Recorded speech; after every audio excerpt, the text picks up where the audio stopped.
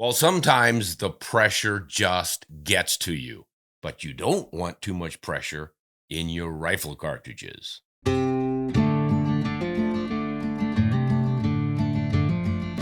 Hello, everyone. Ron Spomer back with another podcast. And this one is going to answer some questions about pressures in your rifle.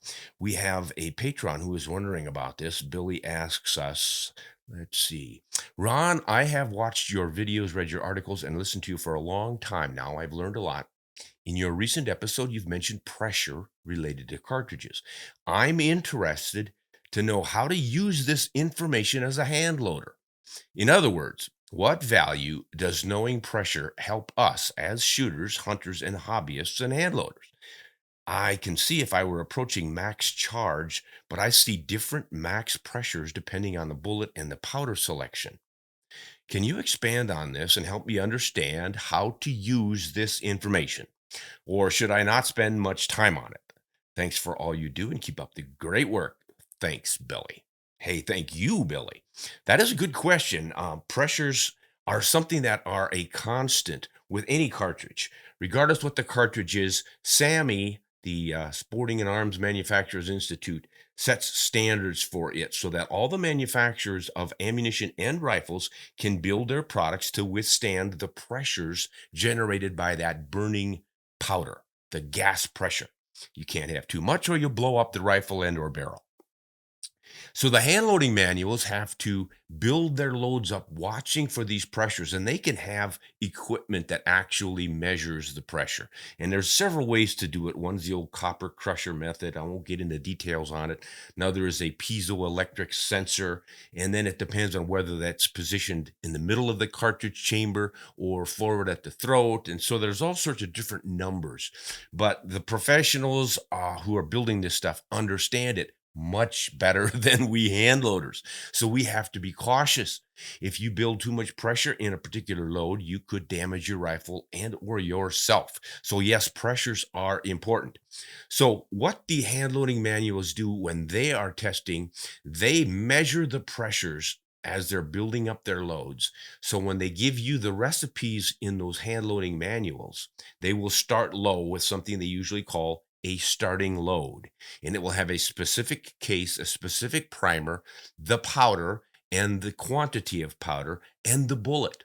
And changing any one of those can change the pressures, sometimes just a little bit, but sometimes fairly radically. So you really need to be careful. You've got to follow the recipes. And the different powders are probably contributing to this more than anything else. Although the primers are surprisingly um, they change it a lot more than most of us would guess because there are hotter primers or milder primers. So they're automatically increasing pressures. So just watch all of that stuff, work from the starting loads on toward the top. The problem that most hand loaders get into is that they try to push the envelope. Hey, I think I can go a little faster than that. And then we have to depend on reading pressure signs by looking at the cases and feeling what's happening in our rifles. And these are somewhat difficult for most of us to understand. One of the things is a sticky bolt. Everybody talks about this. What does that mean? Well, you have a bolt action rifle. You lift the bolt, and that, of course, pops the cartridge out of the chamber, the initial break to begin extracting it. And if it lifts up really hard, and it's pretty hard to pull back. That suggests that the pressures have been so great when you made that shot that the case is jammed against the walls of the chamber. You know, this is something that happens with every shot. The brass blows out, gets hot, and it flares out from that pressure, hits the sidewalls, grips them to keep from putting too much back pressure against your bolt face, and then cools down just in a microsecond to loosen up again so that you can't extract it. I mean, that's the only way these autoloaders, fully automatic rifles especially, can function. If you can imagine that automatic sound of rounds going off, just that quickly, the whole system works. They expand, they lock in, they cool down, they come out, and the next one goes at it. Wow. There's a lot going on there. And pressure is related to all of this stuff. So That's one thing you can look for. The other thing is you look on the cartridge itself when it comes out. First thing is you look at the back on the primer. If there's black ash and marks around it, that suggests that some of the gases and the carbon fouling and heat have gotten out.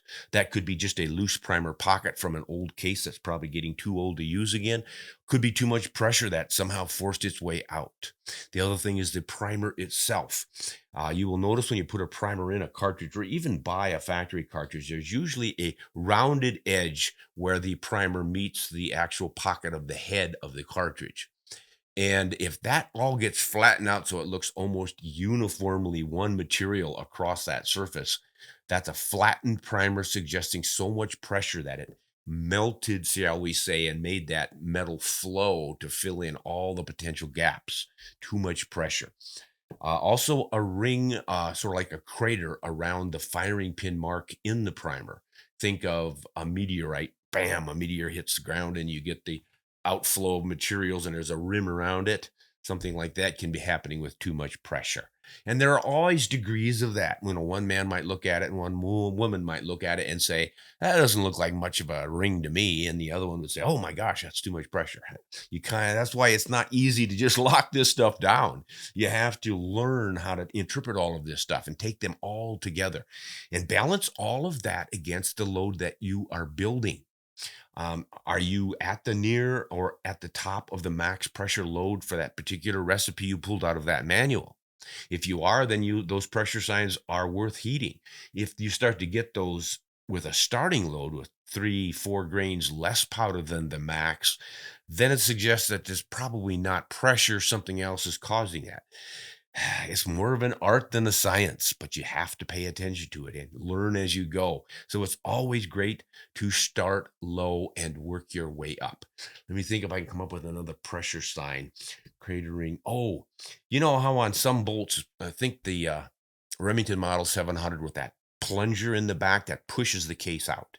You've got a little hook on all of these bolts that grab the rim or the groove, the extractor groove on a cartridge to pull it out of the chamber.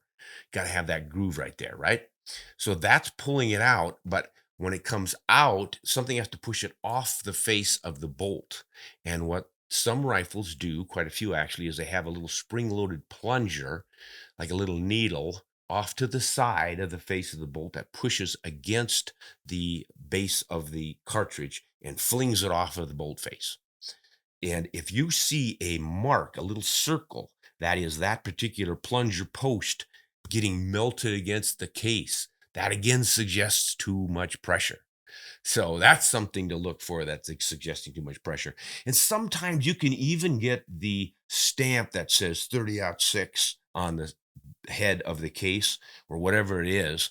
If that starts to get sort of melded out and smoothed out, that suggests there's heat and pressure that are excessive. I mean, you're really getting excessive if something like that starts to happen. So all of those things are suggesting excessive pressure. Finally, you get to the measurement stage of it, where you get your micrometer and or your caliper and you start measuring the expansion of the case itself, especially down near the head where the webbing is. Every one of these cartridges in a centerfire has a solid piece of brass at the base, the foundation, through which there is a hole, that's the primer pocket hole, that gets the flash of the primer to go into the powder. That is obviously a strong area because it's solid brass. It's not just that thin wall. If that expands, that suggests you're getting a lot of heat and pressure too. So check the dimensions in the hand loading manuals. They will give you some ideas of what your maximum minimum measurements on that stuff should be. And or with that head diameter stuff, just measure it on an unfired brand new case or cartridge against what comes out of your rifle. And if you're seeing a significant increase in those dimensions, that is suggesting too much pressure. Whew, boy, this was a high pressure answer. I hope I came up with all the stuff we need to know here. But you are wise to be considering this stuff. The simple answer, of course, is just follow the recipes in the hand loads. You are going to have some subtle differences rifle to rifle.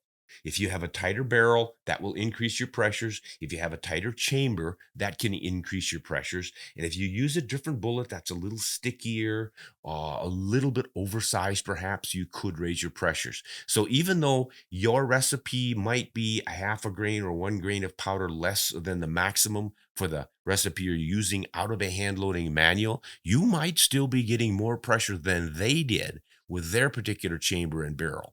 So, yeah, you've got to balance all of that stuff and be careful. Good question, however, and I am glad you asked it. All right, let's see what the team came up with. Folks writing in asking us all sorts of things. Somebody from Nevada, Randall. Ron, with all the bandages you have on your fingers, I thought it was I was watching Les Nessman on WKRP in Cincinnati. Well, this is going to go over the heads of a lot of people here, Randall. First of all, the bandages on my fingers. I'm working out here on our ranch with fencing and working with oh gosh, just all kinds of tools and ranch stuff, and my fingers get all beat up. Plus, they're really susceptible to the cold, and they start to crack and whatever, and it hurts like heck. So I put bandages on, and then I'm doing a video, and I forget that I've got bandages on my finger, and I look like an accident. And the reference to Les Nessman on WKRP in Cincinnati is a pop TV show, a comedy show back, I believe, in the 70s that was real popular. And there was a character, Les Nessman was, I think, a broadcaster on this radio station who was always getting in trouble or something. Maybe he always had injuries on his fingers. I'm not really sure, Randall. But thanks for the little touch of humor there. I will try to take better care of my fingers or camouflage my bandages. Don't have anything on today. That's pretty good. All right, Gary from British Columbia. Ron, I have a Remington Model 788. It shoots a 6 millimeter cartridge, and I'm having a heck of a problem finding ammo for it. Do you know of anything else that it will shoot? I'm told the 6 millimeter Creedmoor, the 6 millimeter ARC, and the 243 won't fly. So I'm holding this rifle as a wall hanger for now. Boy, yeah, this brings up an important thing. A lot of folks are confused about cartridges and interchangeability. They see the same numbers like a 30 this and a 30 that and the different sevens. These are all the diameters of the bore end or bullet. Those are the same, but the case is wildly different. When you take a 30-30 case versus a 30-06 case versus a 3378 Weatherby case, and the dimensions in length and width and shoulder angles are so vastly different that there's no possible way they could chamber in one another's rifles and shoot.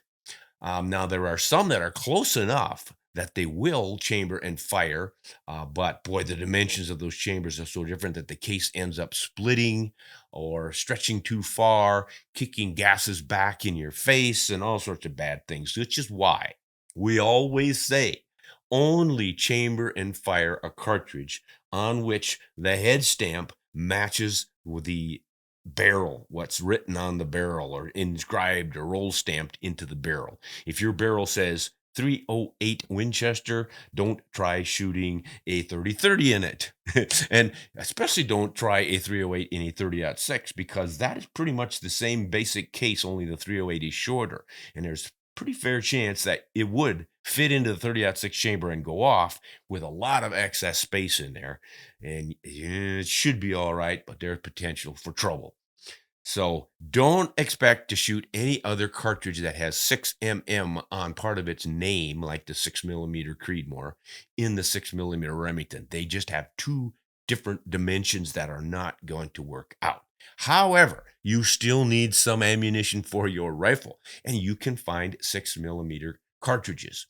Remington, I think, is the only one still manufacturing it. If they're even doing that now because of the backlog on cartridges, they probably haven't loaded any for quite a while. They're trying to catch up on the more popular ones. But it was in their line up until this COVID mess hit. But another place to get them are from sort of semi-custom loaders and smaller firms that will specialize in loading ammunition that is pretty uncommon. So you need to do a search for these smaller brands that are loading factory ammunition. Black Hills Ammunition is one. I'm not remembering all the different custom names, but there are plenty of them out there. Nosler itself will load quite a few oddball cartridges like that. So you might want to check out Nosler. It might be in their custom line.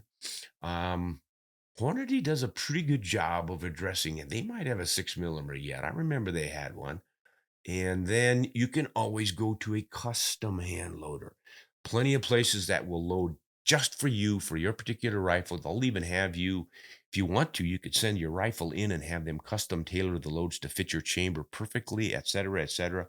But there are a lot of options. Maybe even a local hand loader friend of yours who hand loads could do it, because the 6 millimeter Remington is based off of the 7 millimeter Mauser and or the 257 Roberts. So a hand loader who knows his stuff can get the dies and make the transitions by reshaping the case to 6 millimeter from either one of those. So there are options out there. Just need to do a little bit of research. I hope you find it, because that 788 and 6 millimeter was my go-to rifle when I was in my late teens. I mean, that's kind of what I rolled into after I got over my initial 30-30 Winchester. That was my first rifle. Took my first deer with it, a couple of deer with it actually. Then started to want to hunt some foxes for the valuable furs and pelts back in the day. And that 30-30 was not optimal, but the 6 millimeter looked pretty darn good. So I picked it up in a 788 Remington, same one you have. And I took a lot of game with that over the years. It is a great cartridge. And I still have a rifle chamber for the 6 millimeter. I got a soft spot for that baby. It's actually better than the 243. It will throw the same bullets about 150 feet per second faster than the 243 Winchester. So it's a great little cartridge. All right, now we're going to stay in Canada, right next door to British Columbia, hop over the mountains into Alberta, where Kirk is asking this question. I really enjoy your segments. They're interesting and entertaining. Just a point regarding one of your responses to a question regarding left-handed shooters using right-handed rifles. The crossover to work the action is not the only problem with this, as most left-handed shooters will also have left eye dominance. This is very hard to counter, and it will cause the shooter to lean over the rifle to line up the scope with his or her left eye. This can be done with a rimfire, but once you get into rifles with any significant recoil, it can cause serious issues and possible injury. I had a friend with this problem when I was a youngster, and he did okay until we started hunting big game with center fires. Yeah, eye dominance, really is sort of the foundation of whether you should shoot left-handed or right-handed. I think most of us shoot right-handed because our dads, moms, grandmas, grandfathers, whoever started us just assumed you're going to shoot from the right side. And even if you are a lefty, they would do that. But it's really the eye dominance that matters more, I think, especially if you're shooting a shotgun. You should be overcoming this with a rifle because you've got a sight. If you've got a strong left eye dominance and you're holding the rifle on the right side, your eye, of course, is going to see the rear sight and then look over that rear sight well beyond where the front sight of the barrel is. So you got to either shift over to get those lined up, like this gentleman's friend was doing, or you have to close your left eye and let the right eye see it. Now, some of us can make this happen automatically with our eyes. It's just that you're looking at those sights and now you just need to force your right eye to see that sight rather than your left. But boy, for a lot of folks, that left eye is so dominant that it automatically grabs it, and then they do have problems. So it would be better if they learn to shoot left-handed. The downside of that is then you're limited in your rifle selection because so many manufacturers do not make left-handed bolt action rifles. So then you consider single shots, lever actions, pump actions, different things that might work out for you. There's just always more challenges for the southpaws, unfortunately. But yeah, that's an important consideration. So, left eye, right eye dominance, how do you figure out which is which? The easiest way is to put your finger out in front of you as a pointer and point at something. Like I always say a light switch, because there's one right over there on the wall. And keep both eyes open and just put your finger right under that light switch. And then close one of your eyes. Doesn't matter which one. I'm going to close my right eye. And when I do that, suddenly that light switch has jumped a good foot off to the left. That means that my right eye had automatically lined up my finger with that light switch when I kept both eyes open. So now I'll do the same thing, put my finger up there. It's right under the light switch. Now I close my left eye and it is still right under the light switch. right eye dominant. That's how you check for yourself. Hope that made sense for you guys. Especially with a new shooter, you should do this because someone who has never worked with firearms can is just as easily start on the left side as the right. It's all new. Muscle memory hasn't been established yet, so it'll be easy. All right, that was a good one, Kurt. That'll, I think, help a lot of folks. And now we're going to go clear down to Tennessee, where Brandon asks us something about a podcast. I was listening to a podcast, the Big Game Hunting Podcast, episode 177. Yeah, that's by our good friend John. He does a great job over there. And he had on Dr. Kevin Robertson. This is a veterinarian and a professional hunter in Africa. Great big guy. I think he stands about 6 foot 24 inches tall or something. He's really huge and he knows his stuff. At any rate, Brandon continues. As a PH, Dr. Robinson was very critical of several dangerous game cartridges. One of them was the 375 H&H. His big complaint was the bullets not performing. He said that they were tumbling due to overstabilization at close range. He said it was like spinning a top. When it is first spun, it takes a few seconds to settle in. What are your thoughts? In archery, overstabilization is never a problem, but I understand it is different with bullets. I will never have the depth of experience that he has, but it seems that several variables could account for tumbling or underperforming bullets. I wonder if any slow motion footage would show wobbling, overstabilized bullets. It seems that if this were the issue, it would be easy to see on paper targets, as some of the bullets would not produce perfect circles. Do you have any thoughts? Who, boy, Brandon, do I have any thoughts? Yeah, they're all jumbled thoughts at this point. I just have never bought into this overstabilized bullet. I mean, if it's stable, it's stable. And the slower a top spins, the less stable it is. Faster it spins, the more stable it is. I have never spun a top so quickly that it would fall over. But if it's going slowly, it surely will. So, yeah, it takes a split second, I suppose, for the initial perfection to start spinning, unless everything is perfectly balanced. But I don't see where that would change the effect of the bullet and the tumbling. To me, tumbling happens when your bullet strikes the target and then variable pressures pushed against the nose of the sidewalls of that bullet would change how it is progressing forward. And I say this because traditionally, straight line penetration bullets are flat nosed. And some of them even have cavitations on the nose that somehow helps with straight line penetration to prevent angling off to the sides or tumbling. Whereas if you have a sharp curve on the nose of your bullet, the ogive, and the bullet hits a harder surface on one side than the other, like a bone, it's going to be deflected. And then it's no longer going in a straight line, but it's beginning to tumble.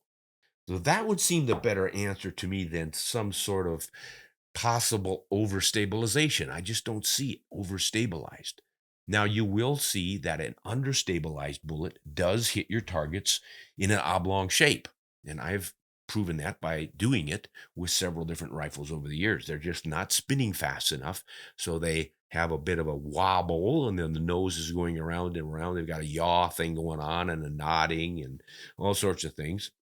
So they don't shoot all that accurately, and they do put those oblong holes in the target. I'm not sure. I mean, I respect Dr. Robertson. He knows his stuff, but there's plenty of us who know our stuff who don't know everything, and we sometimes get a few things wrong. Lord knows I'm one of them, but I'm going to have to disagree with him right here. I don't think it's an overstabilization issue, especially with the 375 H&H. It's been established for so long.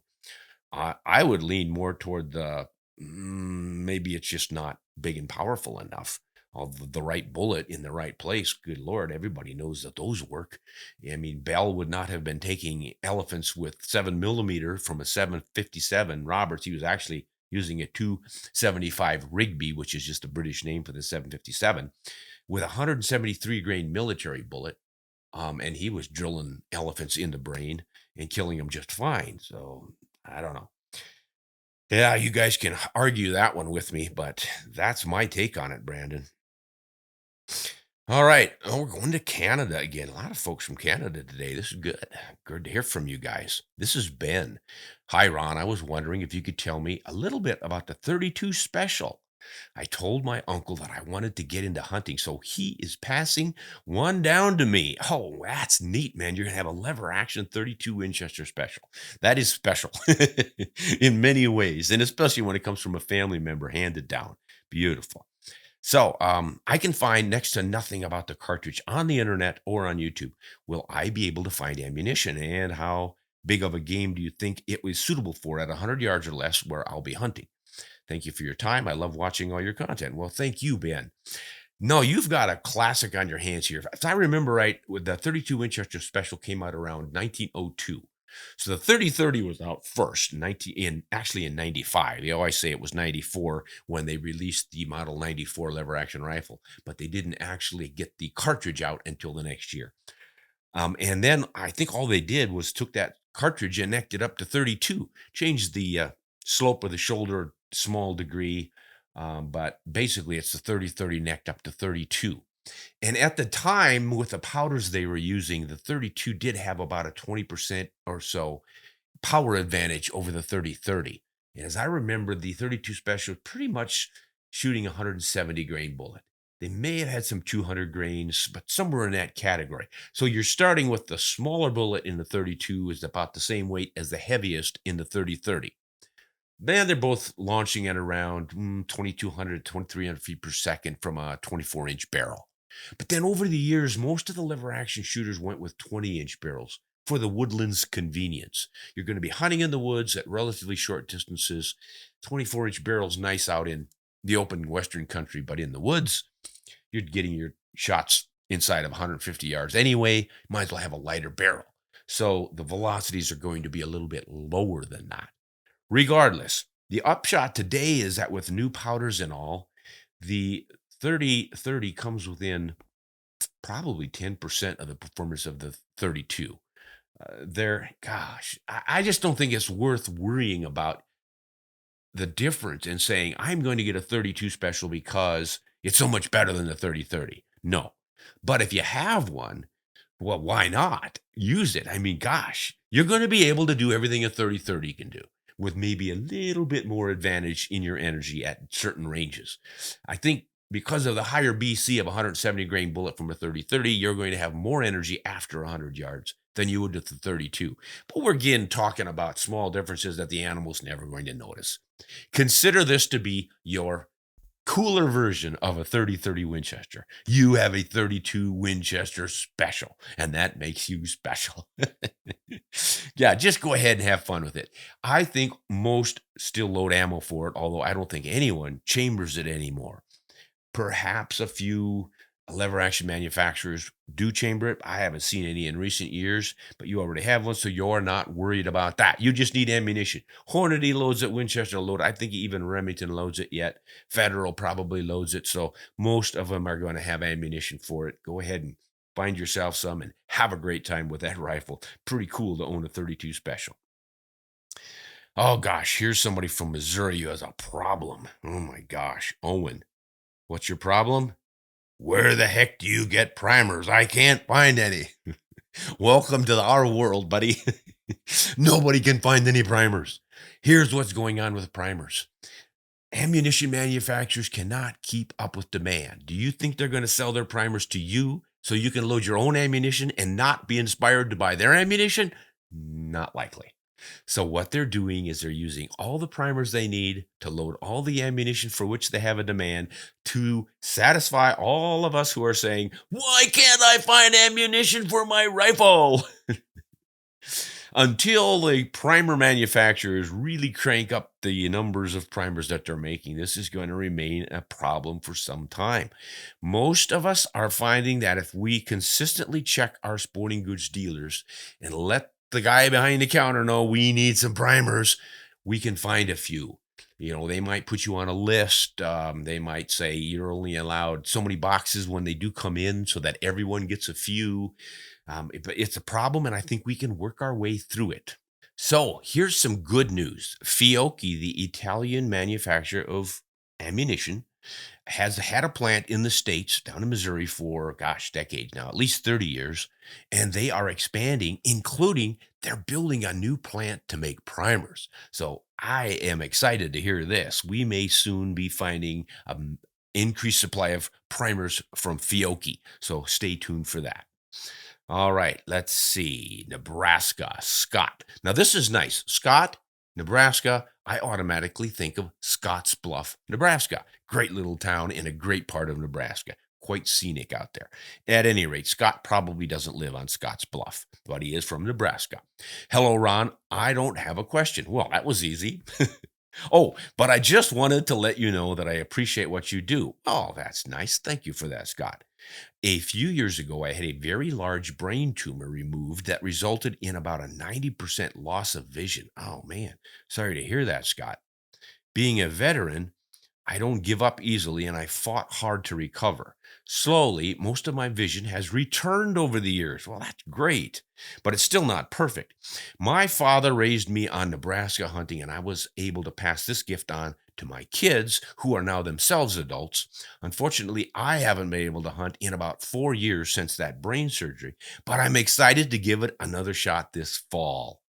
Because of your videos and vast knowledge in shooting, you have relit the fire inside me, and I can't wait to bag another big Nebraska mule deer. I even ordered a new Browning X-Bolt rifle in 6.5 PRC to try instead of my trusty 7mm Remington Magnum that I've hunted with since I was stationed in Idaho. Anyway, I just wanted to thank you. Please keep doing what you do. Oh, gosh, Scott. I want to thank you for that. Thank you. That was really uplifting. Sometimes I think I'm just babbling on about superficial nothing that really doesn't matter to folks. But when I get a letter like this and realize that I'm actually having a useful impact in on folks, inspiring them to do things that bring joy to their life and fulfillment or whatever. I don't want to overplay it, but golly, when someone like you thanks me for this and you have positive results from listening to my drivel, that just really makes my day. So, Scott, I hope you see and bag the biggest mule deer buck that ever trotted across the grasslands of Nebraska. Best of luck to you, my friend. And thanks to everyone who wrote in, Owen and Ben and Brandon and Kirk and Gary and Randall, and you guys really make this all possible. So keep those letters coming in and the answers and the corrections and all the rest of it. We're all in this together. And the whole idea is to become better and more effective shooters and hunters, doing things right, defending our Second Amendment rights. It's all important. So hang in there and be ready for the next podcast. We'll see you next time. Hunt honest and shoot straight.